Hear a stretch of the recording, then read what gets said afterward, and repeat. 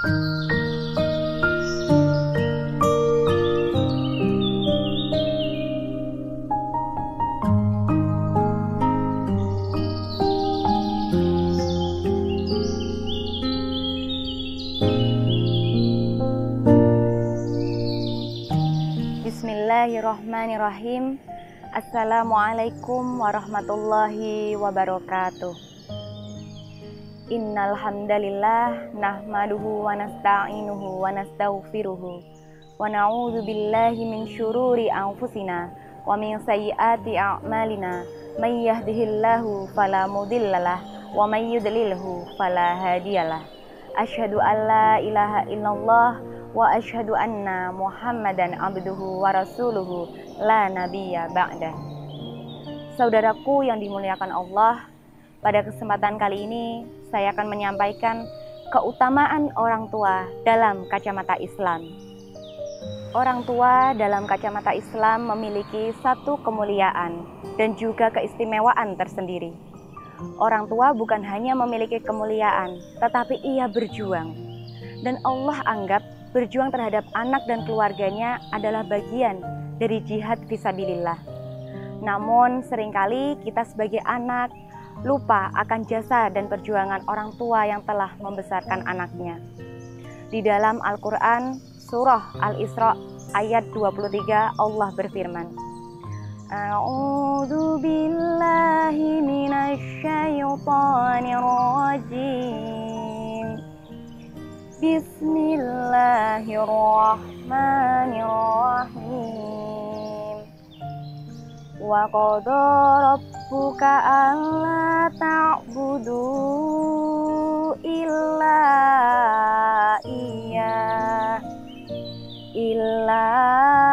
iyyahu wa bil walidaini ihsana, yang artinya, dan Tuhanmu telah memerintah agar kamu jangan menyembah selain Dia, Allah, dan hendaklah berbuat baik kepada ibu bapak dengan sebaik-baiknya. Surah Al-Isra ayat 23. Ada beberapa hal yang menjadi keutamaan orang tua dalam kacamata Islam, terutama bagi anak-anak dan keluarganya.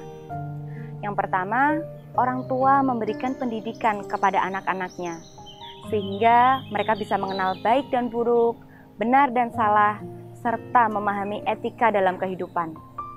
Contoh misalnya, orang tua itu dari kita kecil, kita diajarkan, ini hal yang baik, ini hal yang buruk, ini sikap yang salah kak, ini sikap yang benar kak, sehingga kita tahu mana yang baik, mana yang buruk, mana yang salah, mana yang benar, dan kita beretika seperti apa itu contoh dari orang tua kita.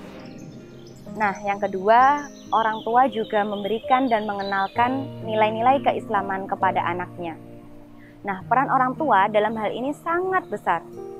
Jika bukan orang tua yang berperan, anak tidak akan mengenal agama dan Tuhannya. Sejak anak itu lahir di dunia, ayahnya telah mengumandangkan azan di telinganya. Sehingga ia beranjak umur 1 tahun, 2 tahun, 3 tahun, dan seterusnya, orang tua mulai mengenalkan kepada anaknya huruf-huruf hijaiyah, kemudian kalimat thayyibah, kemudian surah-surah pendek, bahkan selalu mendengarkan murotal untuk anaknya. Sedari dia tidur, bermain, sampai mengenal nilai-nilai Islam yang lainnya. Dan yang ketiga, orang tua juga memberikan nafkah dan perjuangan besar kepada anaknya. Tidak ada satupun orang tua yang menginginkan anaknya hidup sengsara dan dalam keadaan yang kekurangan. Walaupun orang tua itu sedang dalam keadaan susah, bahkan kurang, tetapi dia lebih mementingkan kepentingan anaknya di atas kepentingan pribadinya.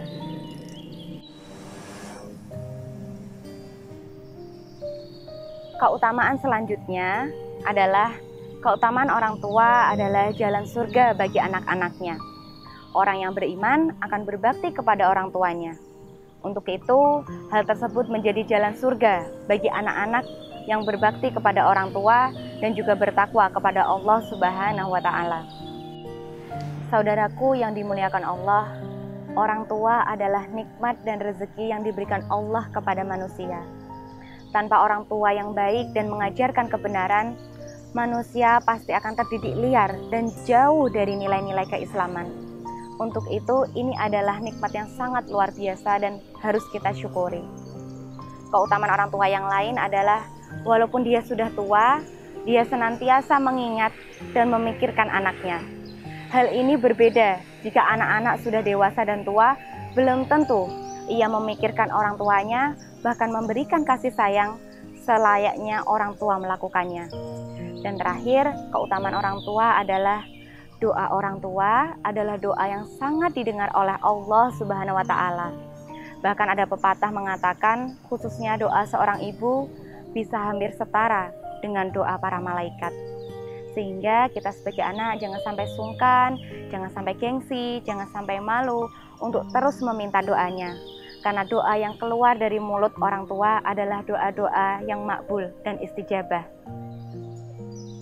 Di dalam Al-Quran terdapat ayat-ayat tentang keutamaan orang tua dalam kacamata Islam.